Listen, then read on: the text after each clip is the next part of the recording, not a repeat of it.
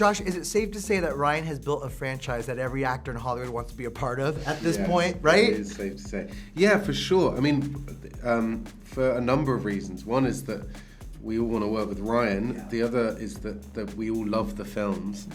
And the third is that there are, we all kind of, it's sort of a small business in some ways, and we all sort of know someone who's worked with Rian or worked specifically on the Knives Out movies. And 6 degrees of separation. Exactly.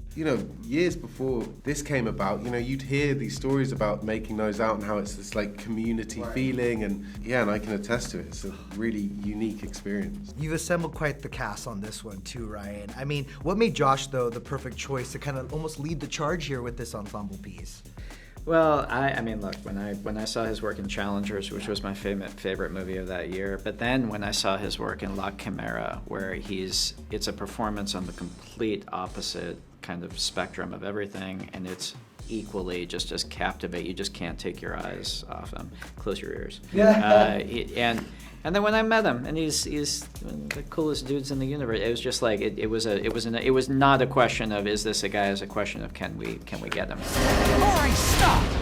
Here's what's gonna happen. Benoit frickin' Blanc and I are gonna ask you all some questions, and you're gonna answer them. We're gonna get to the bottom of who killed Monsignor Wicks and why, and then that's it. Well, Josh, as a fan of this franchise and of these films, stepping in as one of the leads for Wake Up Dead Man, what did you want to bring to the film, and also to your character that felt like uniquely yours? Well, I suppose, I mean,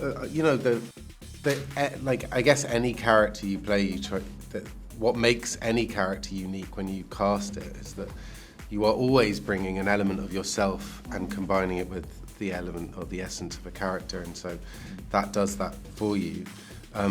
But I think what drove me and what got me excited about the part, and the discussions that Rian and I had early on was to do with the question of faith and the question of doubt and hope and forgiveness, and these are all sort of quite, I sometimes think with characters that you play, they are in some ways, they sort of find you and they're answering a question that you didn't even necessarily know needed answering in your own life. And I think this sort of landed at a moment where the question of faith and religion or spiritual, whatever you want to call it, was in question. And I think Rian and I shared that. The writing in this is just so witty, it's smart, it's timely, but obviously there's this murder mystery behind it.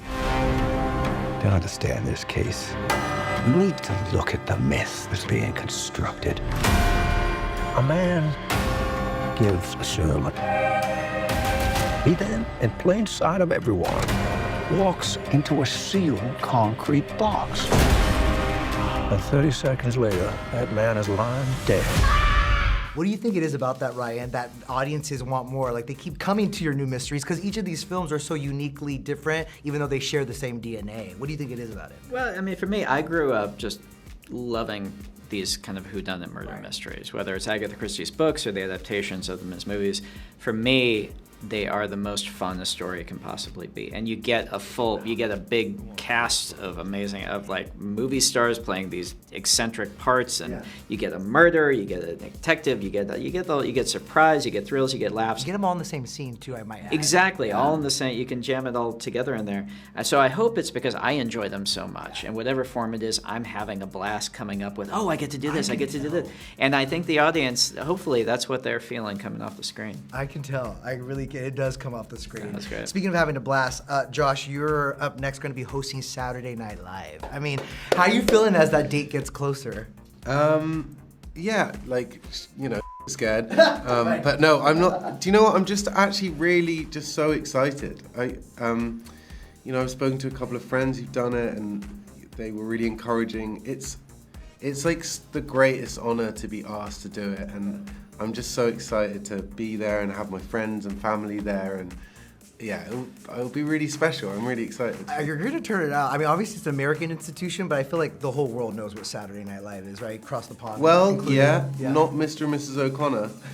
My parents, really? who seriously, no, I was like, Mum and Dad. It's a big deal. pretty exciting news. It's very exciting. And I was like, I'm hosting SNL. And they were Exactly. like, at your house? Oh, they're in for a treat. We all are.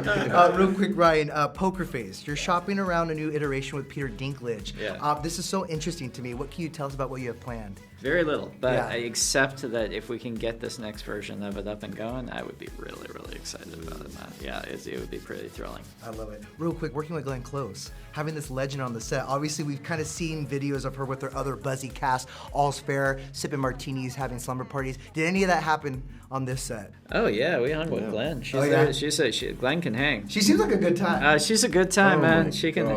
can hang. Yeah. She was probably the most consistent hang. Oh, absolutely. She was. Really? Yeah, she would Yeah. always be there. Yeah. And yeah, she, yeah. you know, if you left the room to go to the toilet, she'd be like, "Where have you been?" Yeah. It was like, you know, she's like, she was constantly getting us in a group. She's a great leader like that. She's so good in this movie. Oh, too. she's Like, so- she's good at everything. extraordinary. Yeah. Who in this cast would you say has the best poker face? You know, if you guys had a murder mystery dinner, actually, like who would have the best poker face? I know. Andrew Scott would be good. Oh, that's true. He'd have a great. That's true. Yeah. Yeah. Not Daniel.